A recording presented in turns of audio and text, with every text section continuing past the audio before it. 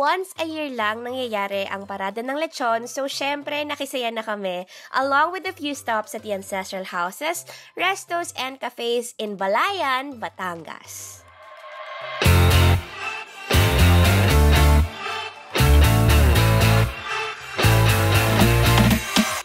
Hi beach listeners, it's Hannah. I may be a Manilena by address, but I'm a Batangueña by blood, and it's high time I learn more about my home province, Batangas. From Agoncillo to Tuy, I'm tracing my roots one municipality at a time, and I'm bringing Mariah, Asta, Pai, and you along for the ride. In our previous video, inikot natin ng Batangas City to see Monte Maria, to drink good coffee, and we even rode the boat to get to Verde Island. You can find the video for that on our channel. Syempre, like and subscribe na rin kayo para mas marami tayong mapuntahan sa Batangas. Pero ang next sa listahan natin ay Balayan. Now on to our first stop.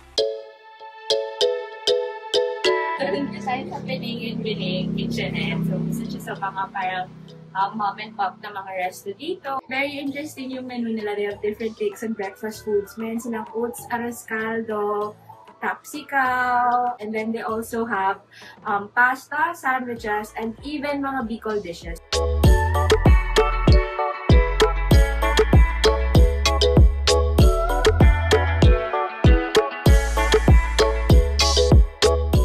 So, order tayo. So, ang na-decide namin we'll order is yung oats arroz caldo for me and for Mariah. Tapos, magba-banana pancakes si Asta. Although, we might order banana pancakes again later for dessert. Pero for yung main na breakfast plates namin, so for Asta, it's the Pinoy breakfast plate daw. I want the tapsikaw. And then, Mariah, anong order mo? Breakfast hash. Asan yung breakfast hash? Ayan, breakfast hash for Mariah. Tapos, are we getting anything else? Or later na lang? Later. Ako coffee lang. Ayan. Eto pala, may coffee din sila. So, brewed coffee lang naman siya. Hello, what? Mabuhay!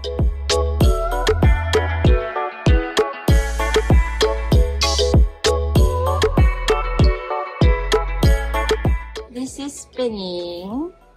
And then this is Bening. So, si Pening, siya yung taga-Balayan talaga. And then si Bening is from Kamsur. So, like I said, that's why when you guys look at the menu, there will be some Bicolano dishes like laing, santol. Yun sa mga intriguing na menu items. Oats, arroz caldo.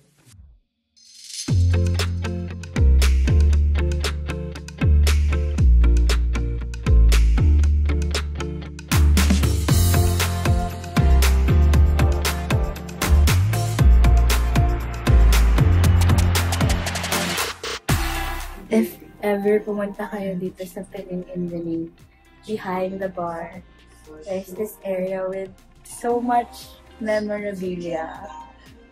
As in CDs, books, even photos. Sobrang dami nyo. Sobrang cool. Tapos, natin na nyo, very old school na parang stereo. Ayan o. Wow! Ngayon na nakapag-ipon-ipon na tayo ng lakas for the day, it's time to explore more of Balayan, Batangas.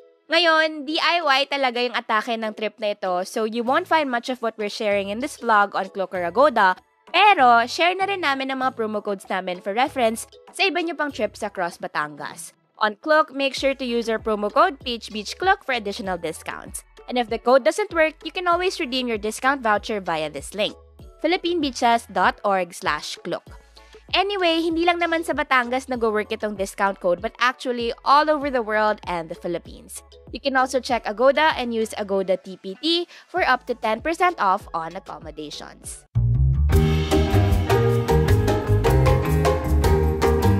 Tayo ay nasa Fiesta. It's a homegrown coffee spot here in Balayan. This is our second stop. Kanina nag-breakfast kami sa Pening in Bening. And we're at Fiesta for coffee. Kami ni Mariah, lagi kaming naghahanap ng kape. So, I made sure to look for a coffee shop here sa Balayan. Yan, si Asta niya nagkakape, pero na-enjoy din naman niya tumambay-tambay sa mga coffee shop.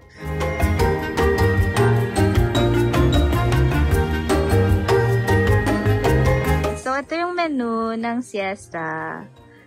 Think we're ordering. I personally want an Americano. Tapos, Mariah will be getting a white mocha. And then, bilang hindi nagkakape si Asta, hula ko na kung hindi siya magkakape kasi never naman siya nagkakape.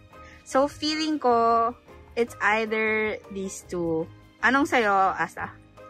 This one. Milo Lava Latte. O, diba? Ang galing ko.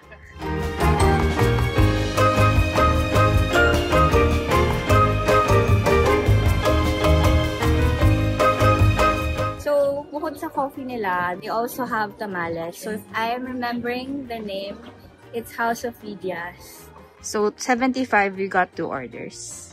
So Marlene, anong laman ng tamales niyo dito sa Yung House tamales is made of rice talaga siya. Then meron siyang salted egg, pork liver, chicken, and peanuts. So yung recipe na yan is sa lola ko pa siya. Wow! Then ako na yung 6th generation na nag-continue. Wow. So siya si Lydia. Yes. Lydia.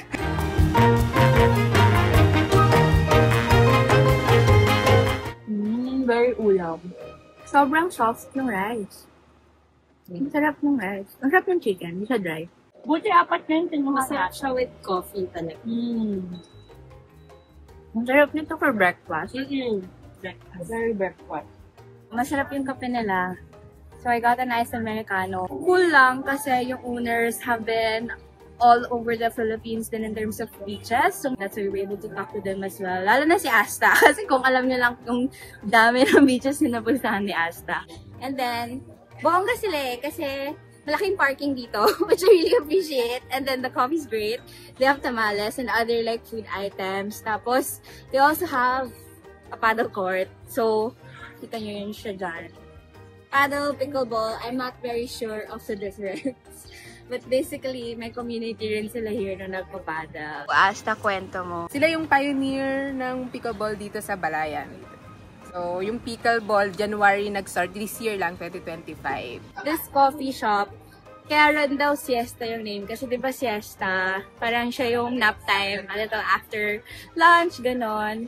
But it's just parang to evoke nga yung feeling of chilling together with coffee. Ang 1/2 ng rason kung bakit laging may coffee shop sa itinerary namin. Kasi hindi kami mabubuhay. Truly. Kung nakita niyo yung tumbler namin ni Mariah kanina.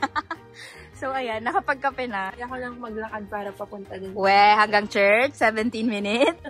So, yung church kasi, guys, di ba usually ang mga poblasyon, they're designed na nasa gitna yung church. Tapos everybody, and then everybody is around the church. So, The nearer you are dun sa... di ba the richer you are?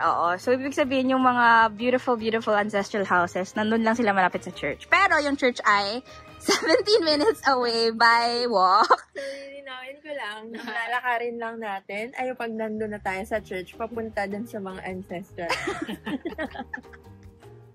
Ayan. Buti na lang at marami namang parking din sa Immaculate Conception Parish Church of Balayan or Balayan Church. So, hindi naman tayo maglalakad papunta sa simbahan. We are at the Balayan Church. So, before we get to the details of the church, I want to talk din about yung history of Balayan. Yung Balayan, bago siya maging Spanish settlement, it was actually very rich already as a Moro Sultanate. And then, eventually, naging municipality siya. Tapos, yung Balayan that we know today, it's actually much smaller than what it used to be. Kasi dati, when you say Balayan, it also meant Nasugbu, Calaca, Calatagan, Lian, and Tui. So, the Balayan Church itself, it's a Baroque church. Tapos, ito yung nakikita niyo yung brick and coral na facade niya. Yung brick na makikita natin na tower dito, it's actually the bell tower. Ayan. So, today, hindi lang natin makikita yung loob ng church, sarado siya. But, yung courtyard na ito, where we're standing right now, meron ding Stations of the Cross, makita nyo rin. And then, the entrance is actually a stone arch of angels and doves. So, after we go through the church, we're also going to go through the ancestral houses. Nalalakarin lang natin kasi malalapit lang din sila. We'll try to give you a bit of info on the ancestral houses din. Like, sino ba yung mga known na owners ng mga ito? People think kasi na yung mga parang ganitong preserved na ancestral houses na sa Vigan lang or even just in Taal in Batangas. Pero marami-rami din dito in Balayan and then also a few in Calaca.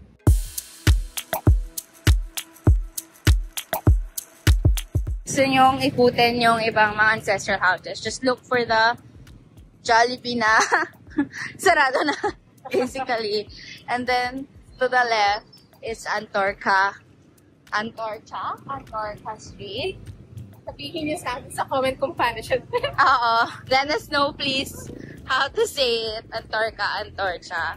Tapos, babaybayan natin kasi along this street may kita some of the ancestral houses. So, this house is from the family of yung mga custodio. And then, apparently, itong building natin sa likod, hindi naman siya ancestral house necessarily, pero yung style niya is similar. Tapos, yung mga ancestral houses kasi natin dito, if you guys notice, di ba yung baba niya, gawa sila sa bato, and then taas is hardwood, Filipino hardwood, which is usually how bahay na bato na Filipino style is made naman. So, this is actually just one of the many na mahanapan natin. So, babaybayan naman natin yung Antorcha Street para makita niya rin. And this one naman, bahay ni Pedro Martinez.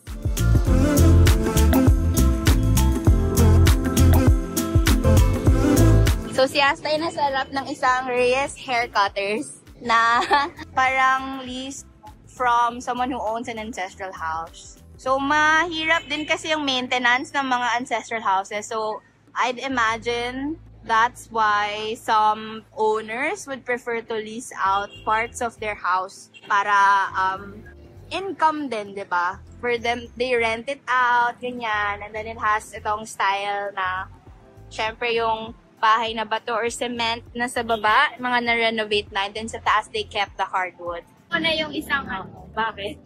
Ano? Natanaw ko na yung isa. House hunting tayo, guys. So, na-reach na namin yung dulan ng Antorcha Street. Tapos, behind us is actually the Lopez house. So, it belongs to the family of Sixto Lopez and Clemencia Lopez. Magkapatid sila. So, Sixto Lopez is actually also a revolutionary. He's a friend of Jose Rizal. So, this is called the Lopez House or Casa Grande. It's one of the oldest surviving ancestral houses here, 1850s to na po. And also, it's also one of the biggest na properties here.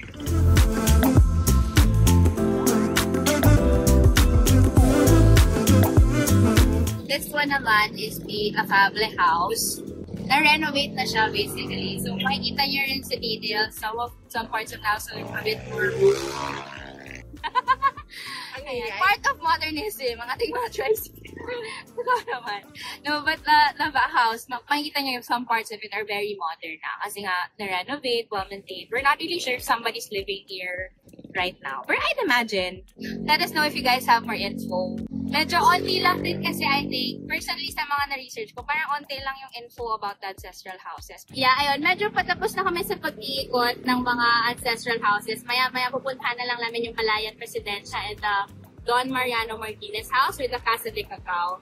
But at this point, I wanna thank din yung blog, yung Shoestring Diary, kasi we got a lot of references then on which houses, kung kanino yung mga houses na to from those articles.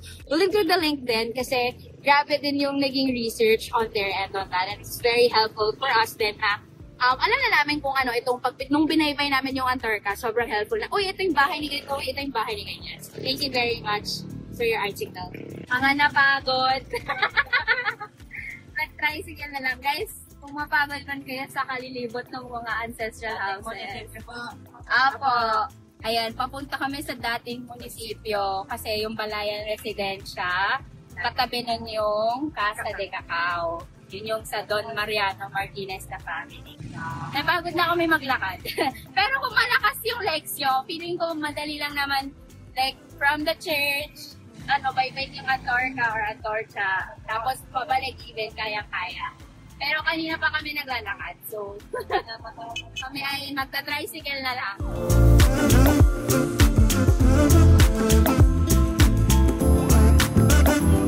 So So, itong bahay sa likod natin, it's called the Casa de Cacao. It was once owned by Don Mariano Martinez. So, we're not sure if it's in the Martinez family anymore. But, kaya siya tinawag na Casa de Cacao kasi sina Don Mariano Martinez, they were very strong in the cacao business. Yung Batangasin actually used to be a really a supplier of cacao. So, kaya siya Casa de Cacao. So, it's very super duper near niya sa simbahan. So, I can only guess kung gaano ka-affluent ng family nito back nung Spanish era. Now that we've covered most of the ancestral houses in Balayan, it's time for early dinner and dessert bago tayo umuwi sa accommodation natin for tonight.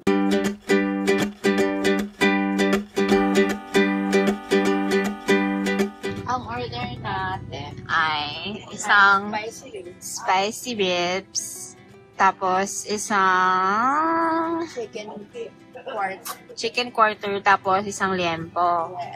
Tapos nag-ensaladang talong na 2, right? And then salted egg. Tapos yung in-upgrade ko yung rice ng spicy ribs to bagoong rice. Okay, so lahat kami bagoong rice na. And then we got leche flan. Harap.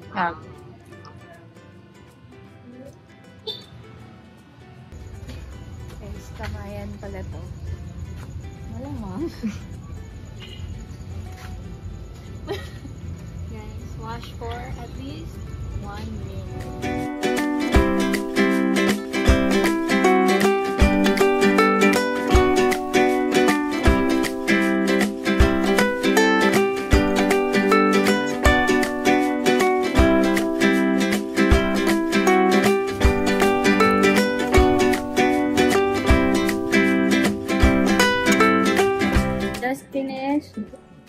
Eating at Kamayan sa Dike. Ayan. Tapos, ayun, sarap. Kamayan nga lang talaga. So, may sink naman doon. Tapos, daming parking. Which for me is a plus. Ayan. Solid na food. Tapos, ang bilis ng service. At least for us. So, we came in a little before the dinner rush. So, mabilis kami na-serve. So, nasa Genros kami here. It is a cake and pastries and Moonies Cafe. Tapos, it's a recommendation from Ikay Maguntayal. Thank you so much. And then, we're going to order a few cakes and a few pastries.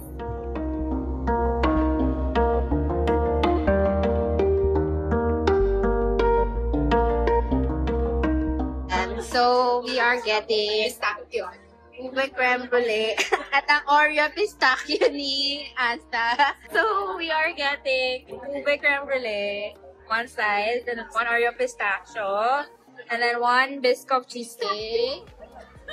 Sabi ni Asta, Oreo pistachio. Search it up, guys.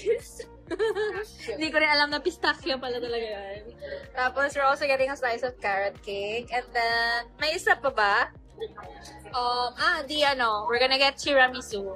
Bukod sa mga cakes nila, they also have these other pastries. May merengue, and then macaroons.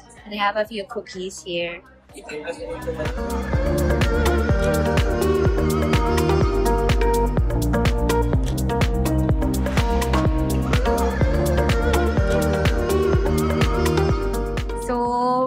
Ito yung biscuit cheesecake. And we have the carrot walnut cake. We have the ube creme brulee. And Oreo pistachio or Oreo pistachio cheesecake. The tiramisu. And then Mariah got a matcha latte. Mamaya na kami titikim, guys. Kasi medyo pagod na kami today. Pero sabi nga ni Asta, very decadent. Truly. Lalo na kasi very sweet tooth kami ni Mariah.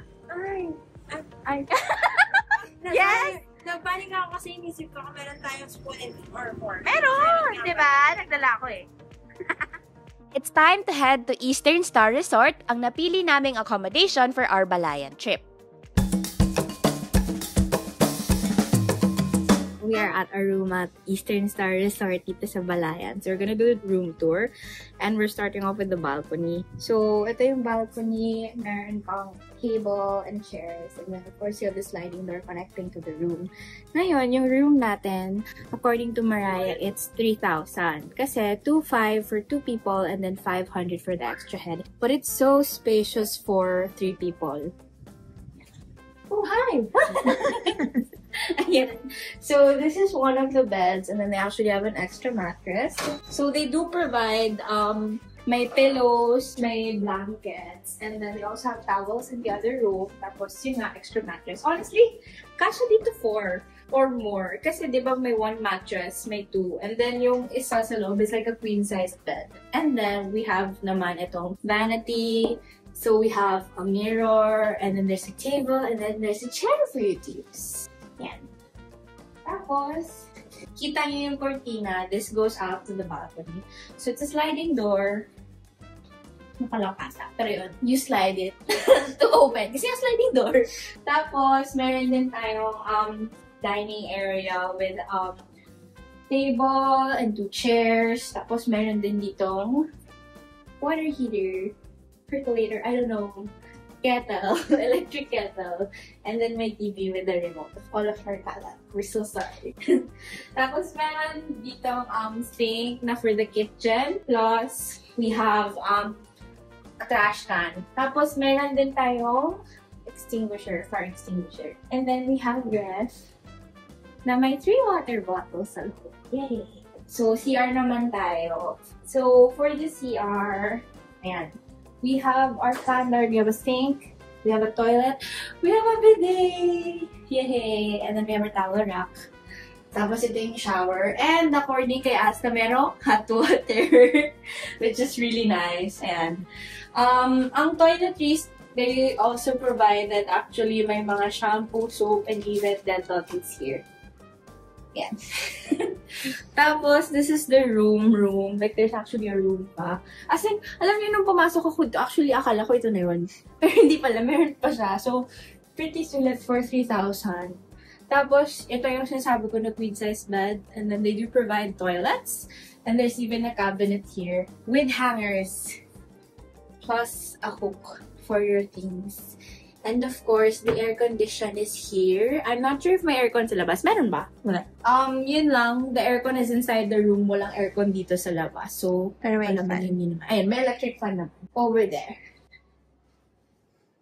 Yeah. And then you have your light switches here. Yay!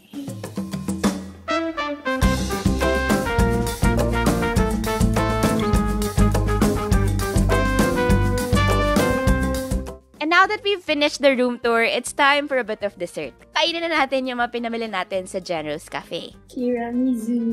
Ay, medyo soft na kasi siya. Not their fault. Kung saan-saan pa kasi kami pumunta.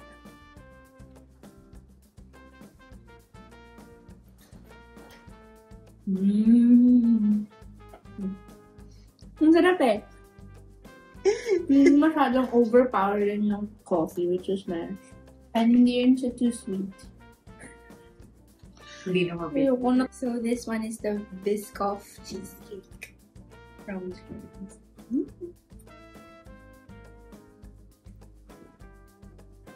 less sweet, which I like kasi matamis na enough yung biscuit. Kita na guys.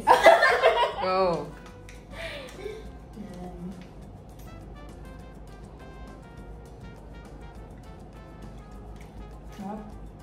Hindi siya masyadong matamis.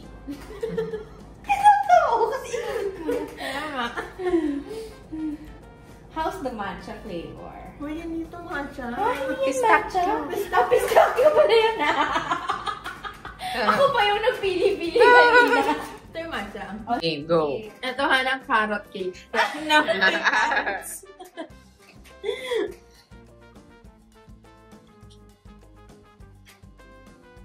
Ang generous ng walnuts. Kasi kada, ganun. Kasi pangalawang tingin ko na.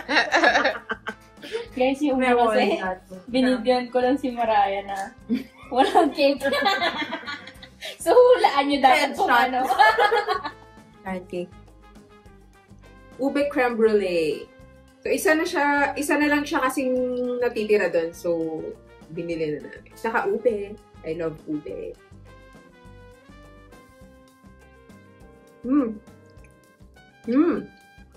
Hindi ako mahilig sa chiffon cake, pero masarap. Gusto ko siya. I love. Sarap. Ang saya niya o sa ube. Pero masarap nga. Dense kasi no, in a good way. Pero hindi dry. Kasi hindi ako mahilig sa chiffon cake, pero ito chiffon. Pero ang firm niya, dense yung ano. So, sarap. Pati itong tiramisu, ang sarap niya. Kahit ano na nag-melt na. Hindi naman nila fault yun. Fault namin yun. Kasi kung saan-saan pa kami pumunta. Pero masarap. Pati yung biscoff. Ang sarap ng biscoff, no? Biscoff. Sarap niya ng lahat. Ano ko ba natin? Very good. The next day. Tayo ay naglalakad at 7 a.m. para sa parada ng lechon. Sana all nakamotor.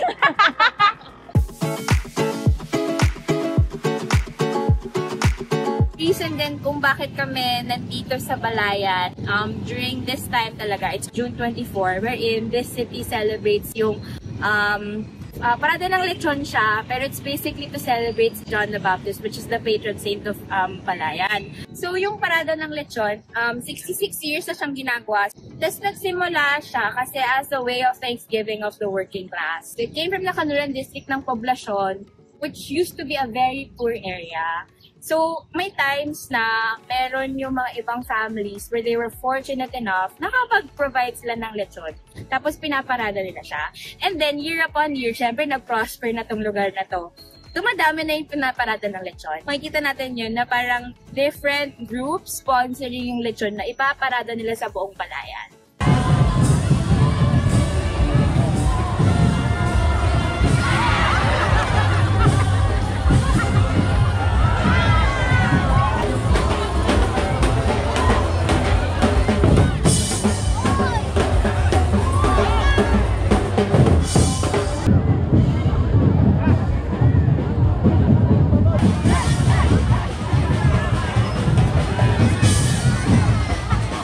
Kasi bukod dun sa parada ng lechon, kilala rin yung Balayan dun sa Pasaan during June 24th. So kaya siya Pasaan kasi dahil nga ang patron saint nila dito is si John the Baptist, it symbolizes yung work din niya.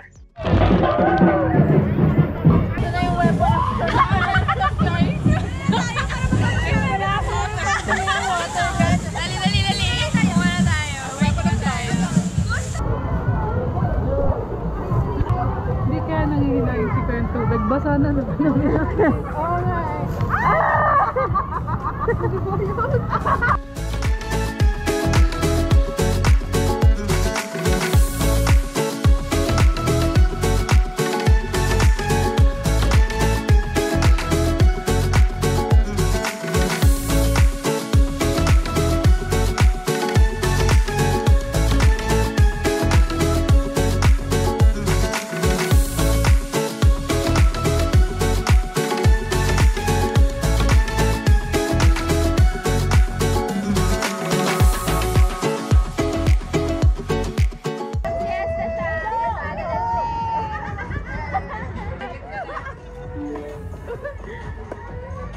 Butin mo yan. Ang lamig. Ano to? Oh my gosh! Okay. If you enjoyed this video, please comment, like, and subscribe, and save our promo codes for discounts. From Agoncillo to Tuy, I'm rediscovering my Batangas roots, one municipality at a time. Katatapos lang natin din sa Balayan, kita-kits sa Bawan.